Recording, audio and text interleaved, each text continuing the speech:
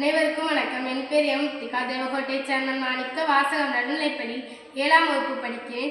இப்போ நான் வெப்பத்தினால நீரில் உள்ள மூலக்கூறுகள் எப்படி விரிவடைகிறதுங்கிற உங்கள்கிட்ட சொல்ல வந்திருக்கேன். அது ஒரு எக்ஸ்பெரிமெண்ட் மூலமாக பார்த்துருவோம். ஃபஸ்ட்டு ஸ்பிரிட் லேம்ப் எடுத்திருக்கோம். அதுக்கப்புறம் கோனிக்கல் ஃப்ளாஸ்க் ஒன்று எடுத்திருக்கோம். அதுக்கப்புறம் ஒரு டியூப்பு வயர் ஸ்கார்ப் அது நம்ம எடுத்திருக்கோம். அப்புறம் ஒரு ஸ்டாண்ட் எடுத்திருக்கோம். இப்போ நம்ம இந்த இதை பற்ற வச்சுக்கணும். பற்ற வச்சுட்டு இப்போ ஒரு கோனிக்கல் ஃப்ளாஸ்கில் தண்ணி தான் எடுத்திருக்கோம். அது வேறு எதுவுமே இல்லை. தண்ணியில் நாங்கள் இங்க் ஆட் பண்ணியிருக்கோம். ஏன் இங்க் ஆட் பண்ணியிருக்கோம் அப்படின்னா இப்போ இந்த ஃப்ளாஸ்க்கும் ஒயிட் கலரில் இருக்குது. அப்புறம் இந்த டியூப்பும் ஒயிட் கலரில் இருக்குது. இப்போ இந்த தண்ணியும் அந்த கலருக்கு சேமாக இருக்கிறனால தண்ணி மேலே வர்றது உங்களுக்கு தெரியாதுங்கிறனால தான் நாங்கள் தண்ணியில் இப்போ இங்க் ஆட் பண்ணியிருக்கோம்.